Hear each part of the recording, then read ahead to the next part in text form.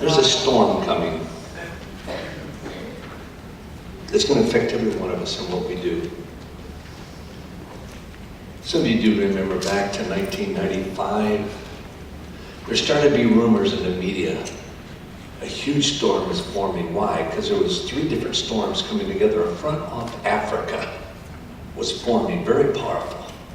A northeaster coming off the north, coming down in New England. And then because the ocean wouldn't cool down, a huge storm front was forming in the Atlantic. And they all came together on Halloween Day, and I think it was 1995. One of the greatest storms in history. Well, right now, in our faith, in our beliefs, in our youth, I believe we have, they called that one the perfect storm. I believe we have a perfect storm forming with 3 fronts. Now, for all those of you who left your email, or if any of you rest, I will send you all of this printed out and documented. In 1 Chronicles 12:32, the different tribes are coming, giving their allegiance to King David to unify Israel.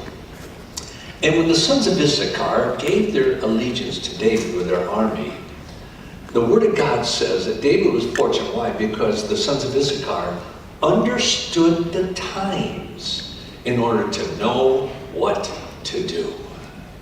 What I want to do is draw upon 52 years working with young people. Man, I'm old. When I started ministry, the Dead Sea was only 6. I want to draw, and you were there before me. You were there before it even coughed. But I want to draw upon my experience. 52 years working with young people. I'm a researcher.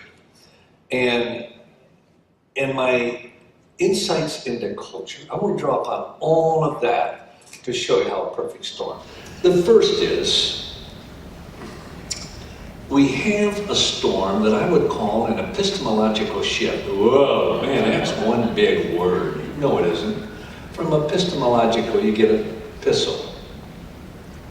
All it simply means, epistemology, is the study of the nature and the source of truth. That's all it means. All big words have little meanings. In other words, epistemology is what is truth and where does it come from? That's all it is. But we have had a total, complete shift in what truth is and where it comes from. And I'm going to show you, and the results of it, that we have for the first time in history, not only here in most cultures of the world, not only 2 generations, adults, youth, parents, kids. We've always had that. Now, for the first time in history, we have 2 absolutely, totally, completely different, distinct cultures. Between adults and youth and parents and their kids, right in the most evangelical home. And the problem is the parents don't know it and the kids do. Now, this epistemological shift, I want you to use this as a video screen of history. For hundreds and hundreds of years, this was the paradigm, the model of truth for the entire world. All truth resided in a personal creator God. All truth, scientific, anthropological, philosophical, theological, psychiatrical, historical, everything, all truth resided in the personal creator God. Man, created man, responded to that truth. That was the paradigm for hundreds of years. Then onto the scene came a movement called the Renaissance. The Renaissance said, we don't need God. Now notice why. Because see how great man is. This is when they started to create the graphics, the statues, everything of the human body and all. And what the Renaissance did was bring the concept of a personal creator God about a quarter of the way down the video screen of history, and elevated man about a quarter of the way. But you know, it wouldn't have gone further than that if it hadn't been followed by the Enlightenment. The Enlightenment came onto the scene and said, we don't need God. Now notice why. See how great man can reason. Man can reason through the sin problem. Man can reason through salvation. I believe the best graphic I've ever seen depicting the Enlightenment would be this graphic here. It's an ancient graphic of a captain of a ship in a huge storm. and Jesus standing there with his hand almost on his shoulder. And the caption would read, Jesus is the master of my destiny. Now picture in your mind, what the Enlightenment did was take that hand off. And the caption read, I am the master of my destiny. Then that was followed by another movement. Now what this did was bring the concept of personal creator God another quarter of the way down history and elevated man. And then it was followed by a concept that a lot of people missed, a movement for years of its metaphysical, philosophical, theological, cultural impact, called the Industrial Revolution. The Industrial Revolution came onto the scene and said, we don't need God. Now notice why. See how great man can create. This is when the great patents, the machines, everything just exploded in most parts of the world. And what the Industrial Revolution did was take the concept of personal creator God and brought another quarter of the way down and elevated man. But there were two questions none of these could answer. The origin of man and the origin of the universe. Then at the previous century, onto the scene came what? Darwinism, evolution. Darwinism said, now I'm very specific with my words, we don't even need the concept of a personal creator God. And with that, the concept that there's a personal creator God in which all truth resides, for many people fell off the video screen of history. Could somebody bring me a glass of water, please? No, Diane, you don't need to. Thank you. They're getting it. Fell off the screen of history. Can anyone tell me historically, what was this called? What movement is it called? You all know of it. The God is dead. The God is dead movement is not that God was alive and he died. Only evangelists made jokes about that. The God is dead movement is that the concept, there's a personal creator God in which all truth resides, that concept died. And this is what it left, created man. You can trace almost every line of thought in the world today right back to this. Almost every line of thought of a young person, whether Christian or non-Christian, you can trace right back to this. Out of this progression came what people, if you count number-wise, the greatest virtue in history. Far greater than freedom, far greater than justice or liberty. Can anyone tell me what it is? What's the number one virtue in the world? Tolerance. Came right out here. How did it come out of there? Very simple. How could one man, see, tolerance, and I had to write a whole book on it because I went through a total metamorphosis in meaning. Whenever you hear the word tolerance in a political, religious, educational, cultural context, it always means this: all values, all beliefs, all lifestyles, all claims to truth are equal. Because how can one person say to another person, your values aren't as good as mine? Where's your external reference point? There is none. That's only your perspective. That's your opinion. How can you tell me as a homosexual my lifestyle is not as good as yours? Who do you think you are? Where's your external reference point? Well, the Bible, well, that's your belief. There is no external reference point. Out of this came the second greatest virtue today, multiculturalism, which has nothing to do with the color of your skin, racism, or anything. I wish people get that through their thick skulls. Multiculturalism means that all cultural values, all cultural beliefs, all cultural lifestyles, all cultural claims to truth are equal. Because how can one culture say to another culture, your cultural values are not as good as ours, your truth claims are not as good as ours? Where's your external reference point? That's only your cultural perspective. Out of this came the third greatest virtue, diversity. Diversity philosophically has absolutely nothing to do with the color of your skin, or your racial background, or anything. That's so dumb. Diversity means, with all of our diverse values, our diverse beliefs, our diverse lifestyles, our diverse claims to truth, they're all equal. That's diversity. Is equality in the midst of diversity, metaphysically, philosophically, theologically. All this came right out here. Now, how has it affected us? Well, here's the biggest difference. With the two cultures, distinct cultures between adults and youth, between many of you and your grandchildren. One of the first biggest differences is this. To almost every one of you here, to you, truth is discovered. It's basically external, it's objective. You discover truth. That's how you've been raised, it's how you've been taught, that's been your motto, your paradigm. You discover truth. You should know the truth. You should discover the truth. The truth will set you free. Folks, that's not true for most kids, even Christian kids. For the younger generation, all truth is created. All moral truth, philosophical truth, all is created. It's all personal opinion or personal perspective. Because where's your external reference point? You think I'm wrong in that? Where do you think you get one of the biggest phrases of young people in every culture of the world? Well, it might be true for you, but it's not true for me. You have your truth and I have my truth. Who are you to judge me? Because there's no external reference point. Let me show you how this works out. Let's say I'm doing a Bible study here. And I'll say, Janet, when Jesus said this, what did he mean by that? Well, Jim, when Paul wrote this, what did he mean? Have you sat, and probably most of you haven't, in Bible studies, interactive groups amongst young people right within the church? Small groups, Bible study, you probably haven't. Most pastors haven't. The overwhelming majority, thank God not all, but the overwhelming majority goes like this.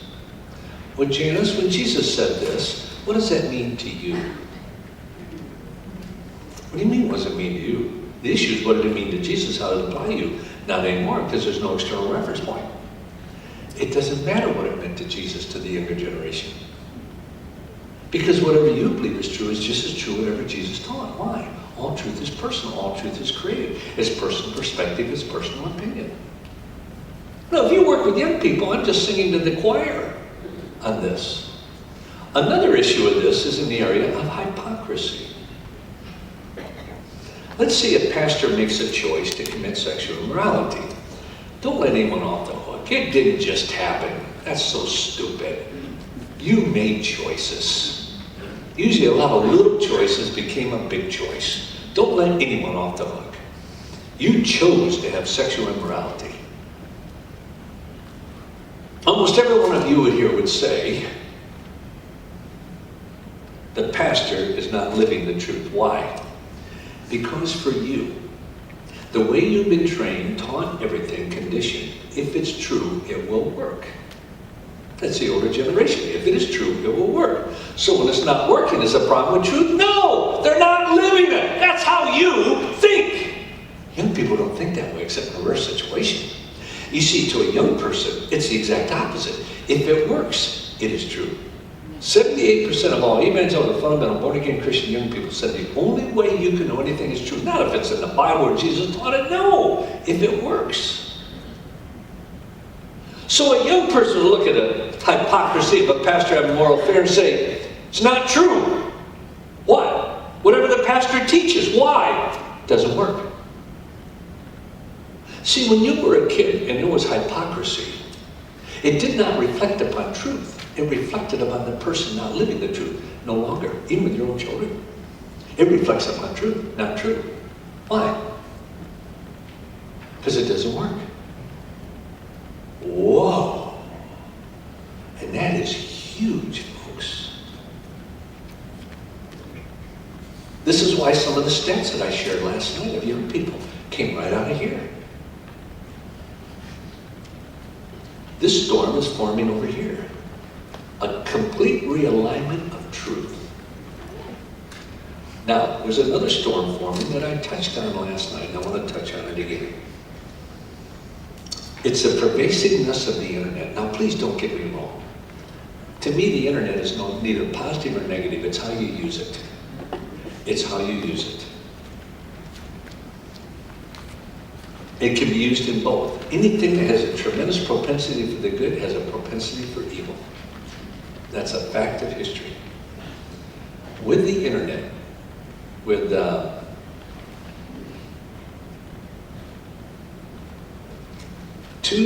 right now it's probably more like 2.6, 2.7 billion on the internet, even though it says 2.2 here. These stats are changing. You cannot keep up with the internet.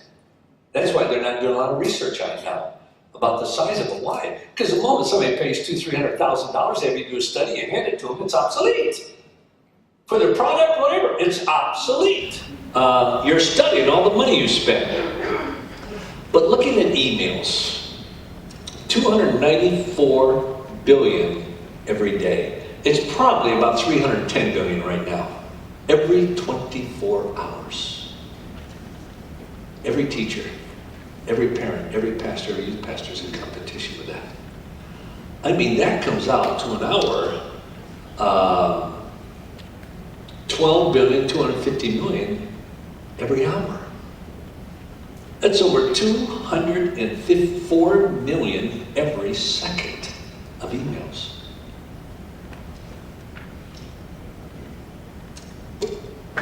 You look at Twitter, every year, 1.4 trillion.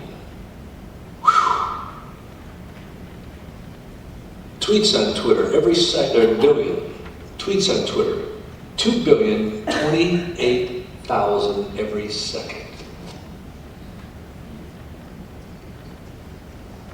iTunes downloads in 2013, just from one website, in just 1 year, 65 billion. Hours of YouTube video that's uploaded, every 60 seconds, 100 hours. Every teacher is in competition with that. Every pastor is, every parent is. That's 6,000 hours every 60 minutes, 24/7 nonstop. It's probably now up to about 115 to 118 hours every 60 seconds.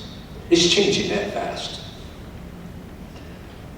YouTube videos watched, just YouTube, not iTunes or anything else, YouTube, 1.4 trillion last year. Folks, do you get that? Trillion. That's forming the minds of young people, everything. With the video, image, and message. As I shared last night, the average, now this is obsolete, the average young person takes into their brain every day the equivalent of 34 gigabytes. It's probably about 36 gigabytes right now, if you average it out over the last 10 years.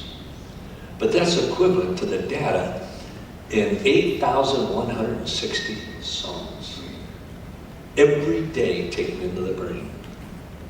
You are in competition with that, if nothing more than getting their attention, significantly, in the classroom. You're in competition with that. Now, what all has it done? One of the biggest things the internet has leveled the playing field. I explained this a little last night. It's leveled the playing field.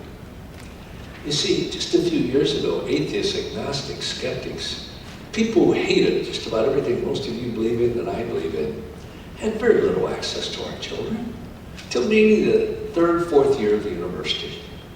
Now, it's just one click away. They have leveled the playing field.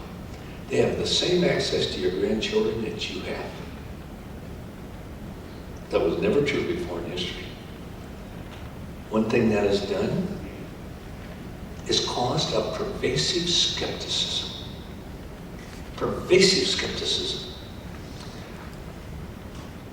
Barna Research Group just came out with a study,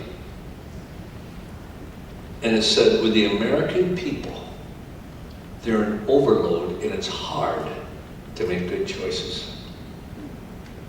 And here everybody thought the internet was going to bring in certainty, truth, everything. And it has, but it's brought in the opposite too. I've lectured in more than 1,250 universities. That's far more than anyone ever in history dreamed of doing. And the questions I used to hear in the university from those who were juniors, seniors, or right after the university, I now hear at 11, 12, 13, 14, 15 years old. I mean, profound questions. Because the internet has taken it younger and younger and younger and younger.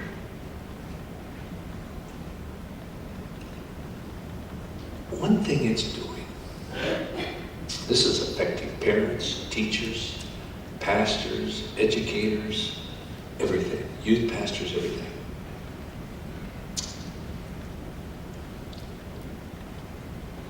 It's causing us to change the way we do things. In a sense, no more can we do normally what we have done in the past, whether as a teacher or anything else. We better make sure we are accurate. Because right now, whether it's a pastor speaking his morning sermon, a teacher teaching, whatever, kids are going to Google you. It's already happening. They're going to Google you. On Google last year, just last year, 1.2 trillion searches. You get that, folks? 1.2 trillion. You can't even comprehend, imagine what a trillion is. It's hard enough with a billion. The trillion is 1,000 billion. They're going to Google you. This last year I did a 5.5-month tour called the Bare Facts, La Verdad Desnuda, throughout 20-some Spanish countries. And those who were about 25 and 30 younger, one, they were taking notes with their smartphones or their iPad. Second, they were Googling me. Because when I speak on sex, all I have to do is read the book, The Bare Facts. Whew, I go to the edge. But I document everything that I say about the brain, everything. And some of the statements about sex is so incredible, it's hard to believe. You can't. So these young leaders were Googling me 3 or 4 times right in a seminar where I make some statement about a hormone in the brain that they couldn't even believe it even existed, let alone what it does. And they would Google you. And 3 or 4 times right in the meeting, they go out, "He's right!" Did you imagine? They said, "That's not true." My motorcycle sound means I got an email. One of the 294 billion today. But pastors, almost every story they tell, every text they use, is it used in context? Every stat they give, that pastor may have going through his mind. Those kids are Googling you. And here's what I'm starting to see happen. 3 leaders within Cru, Campus Crusade, came to me. One of them has a son, 17 and 15, said, "Josh, I know what you're talking about." Said, "Several weeks ago, my kids, we came home from church for lunch. And over the lunch table, they said, 'Dad, we don't want to go back to church anymore.'" I mean, he couldn't believe what he was saying. He said, "Well, why?" "Because the pastor's not telling the truth. We've been Googling him." Folks, that's beginning to happen everywhere. It's undermining authorities of teachers, pastors, parents. Oh, let me tell you, when parents talk about sex, they better be accurate. Not the way parents have gotten away with it before. Because every kid's going to go, I don't care if you homeschool, they're going to Google you. Say, well, they won't have a smartphone. What about their friend's smartphone? They'll Google you. You don't have any control over that. We have the entire epistemological shift on the meaning and the source of truth. When asked the Boy Scouts, where does truth come from? 85% said me. When asked of evangelical fundamental born-again Christian young people, 81% said me. Not God, not the Bible, not me. Why? All truth is personal. Now there's a third storm forming. And this is the biggest of all. It's the most devastating of all. This storm, the third storm front that's forming, is the greatest challenge to humanity in the history of the world. It's the greatest challenge and problem to the church ever. There's nothing that comes close to it. There's nothing in the last 2,000 years within the church that's destroyed more families, more marriages, more young people, more pastors, more youth pastors, and more moms and dads. And this third storm front that's forming, it's formed. It's pervasive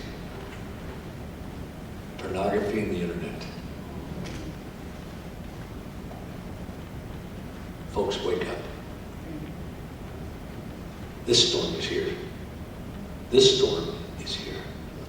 It's the greatest storm in history. Nobody talks about it. Hardly anybody will talk about it.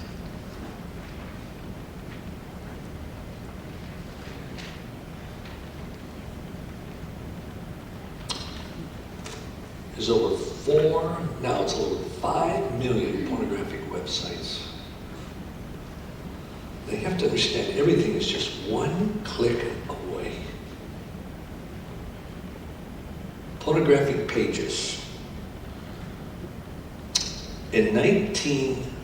Put it up there, next slide. In 1998, there were 14 million web pages on pornography. Now just keep going. Then it jumped to 260. Keep going. 420, 672 million. Keep going. Now, they estimate about 26 billion. Just one click away.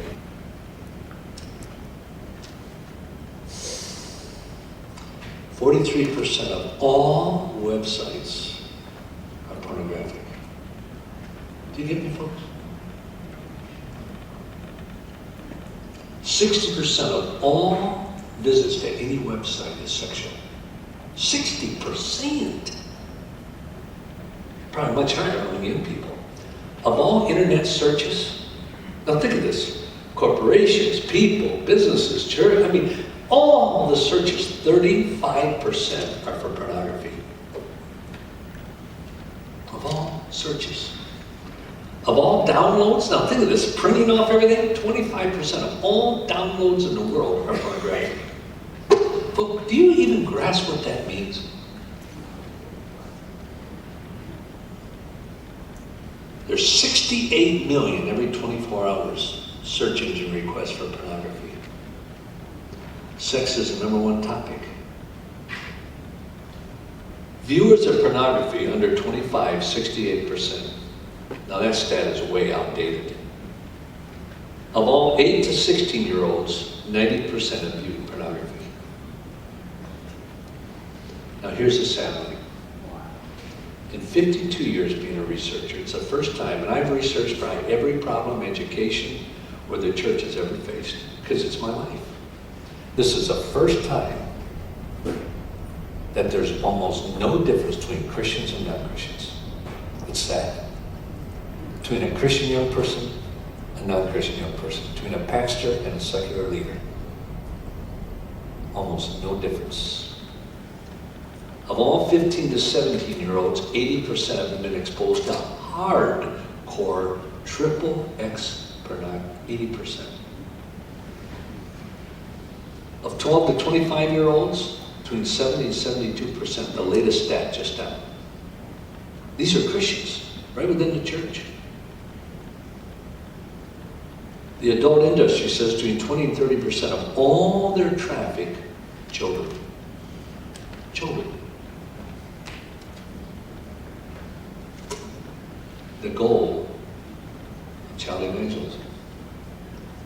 The largest consumer of pornography is 12 to 17-year-olds. Right in the church. Of all those, 91%, first time they saw pornography, they were not looking for it. You hear me? 91%, they were doing homework, a paper, a talk, something else, searching something else, and it pops up. 91%. You see, most kids are not searching for pornography. Pornography is searching for them. Now you hear me, pornography will find them. I don't care if you homeschool or whatever. If you think you can protect your child, Mom, you are the problem. And you will probably lose your child. If you think you can protect your child from seeing pornography, you're the problem, Mom. You can't. It's too pervasive. Well, my kids won't have a computer. How dumb can you think? What about your child's friend's computer? You have no control over it. Besides, way over 50% of pornography, everything on the internet, is from a handheld device, a smartphone or a pad. Well, they won't have a smartphone. Oh, get smart. What about your child's friend's smartphone? You don't have control over that. Your child will see pornography.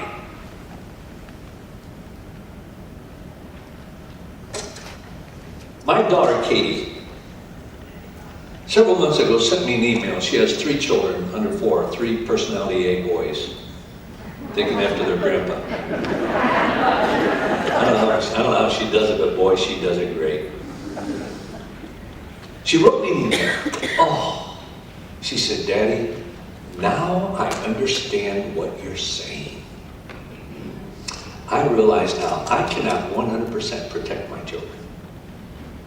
What I must do as a responsible, boy, I emphasize responsible mother, I must prepare my child for the first time they see it. That's the mother that's going to succeed. Because they will see it. Thing is, Washington Post says over 11 million teenagers rarely watch pornography, whether Christian or non-Christian. 51% of all male students in the university saw pornography before they were 12 years old. They got looked at.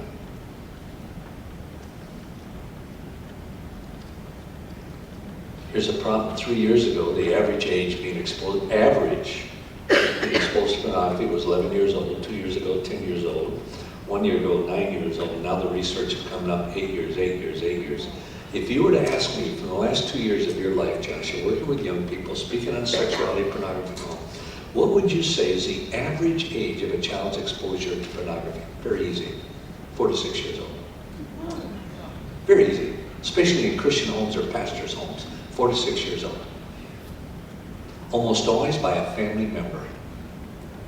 Almost always by a family member. An older sibling to a 3, 4-year-old. Oh, look what I found. Almost all of it is that. Or cousins come over. You have a child, 3, 4, 5 years old. A cousin come over, 7, 8, 9. You think of such godly family, and they are. Kids, wonderful kids. You see, the kids from the most wonderful, most homeschooled, most godly, church-oriented families are just as vulnerable. You take a youth group, it's usually the sharper the kids, the ones involved. And they're locked in it.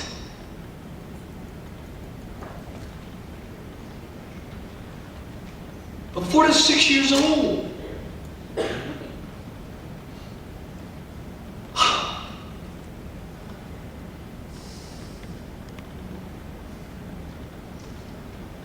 There's over 2.5 billion pornographic emails sent today.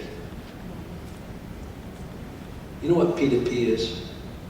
You probably don't. Ask your grandson and granddaughter. Person to person. It's where they go around your filter. Now, heavy filters are good, but smart now. Almost anyone under 13 can go around your filter. You see, we can't understand anyone under 13. They're the first one that was raised on a screen. You are an immigrant. They are natives. You can't understand them. Anyone tells me they can understand a 13-year-old on the internet? My opinion of them really goes down low. Because you can't. You're in another culture, another world, another planet.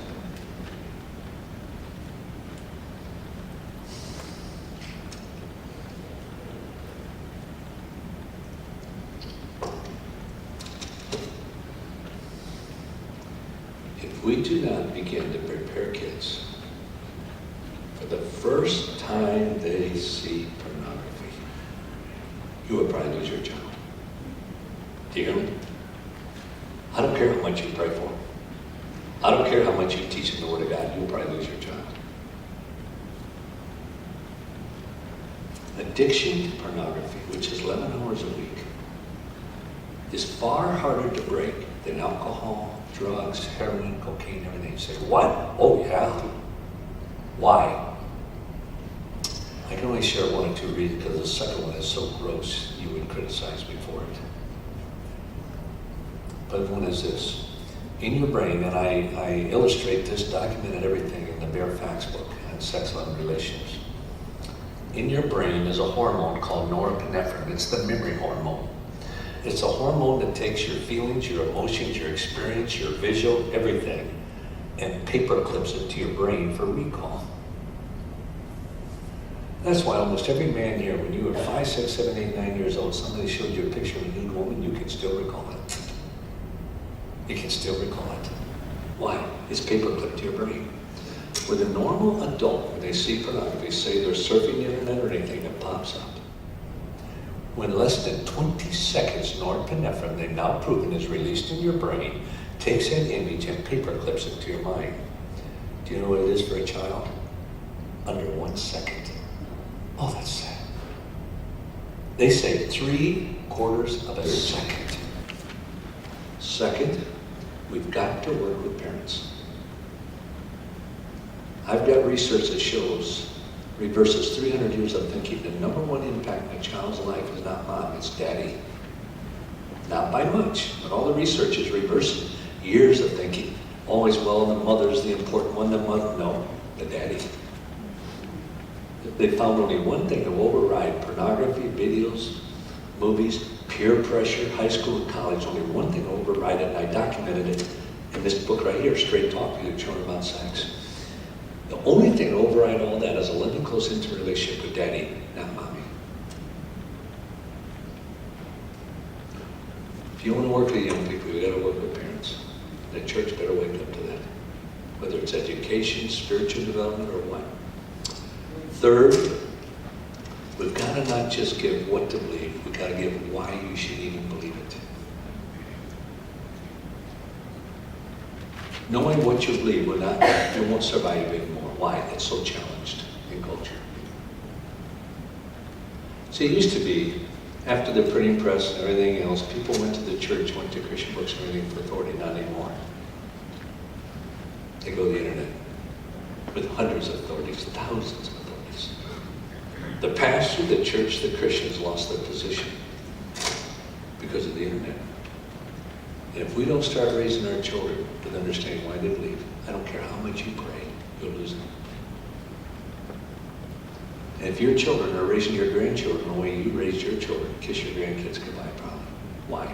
You raised your children with a belief system, probably a very good belief system, and they could survive it. They won't anymore. Your grandchildren being raised with a good belief system without convictions, kiss them goodbye. Overwhelming majority are going to fall by the wayside, 80 to 90% by the time they're 17 years old. Why? Used to be whatever your pastor preached, whatever you taught as a parent. When your child turned on the TV, went to school, whatever, to various degrees, the different structures around them reinforce what the pastor taught or the parent taught, or at least it wasn't in their face. That's no longer true. Whatever any pastor in this area teaches tomorrow morning, whatever you teach as a parent, by the time your child walks out that door, turns on their TV, turns on their cell phone, everything, almost every single structure flies in the face of what you have taught them. They won't survive with a belief system, no more. That's why I say, if your children raise your grandchildren, raise your kids, probably kiss them goodbye. Because they won't survive in the age of the internet. Folks, we have three fronts of a perfect storm coming together. We can win, but we can't do business as usual. Book out there that can help. It's one of the latest by Donnie and me, Straight Talk to Your Kids About Sex. The reason I wrote this is there are a lot of good books out there in this theme, but they're not written under the umbrella of the internet. The internet has changed everything. A lot of you won't like what I say in here, but you better realize I document it all. The internet has changed it. We can't talk about sex, almost didn't anyway, the way they used to. The other just came out with this. 77 FAQs, frequently asked questions about God and life. I took the most difficult questions I've been asked in 52 years in universities and high schools, teamed up with my son, who is absolutely brilliant, and we did 77 answers, 77 questions at an 8th grade level, totally documented. This, for family devotions, for teaching children, everything else, can be incredible, because you had all the answers documented. And then the book, The Most Significant God's Ever Allowed Me, The Unshakable Truth. Why are kids leaving the church in droves? And they are, all over the world. 80-85% within 15 to 18 months. Not only why are they leaving, how can you retain them? I wrote The Unshakable Truth with my son, because one generation, I don't think anyone could have written this book without 50 years experience in ministry. And one person could not have written this book. You needed two cultures. We discovered about 1,850 years ago, a man by the name of Justin Martyr made a statement that turned the church upside down, took it from 25,000 to 20 million. 3 words he uttered. And we discovered those 3 words as the absolute key to teaching truth in the 21st century in light of the internet. And the research, it just came out by Barna, and I got it my thing, and I just forwarded my son. I said, son, if there's ever been research that absolutely confirms a book anyone's written, it's Unshakable Truth that you and I wrote. I can't believe it. You'd think I'd skewed the research.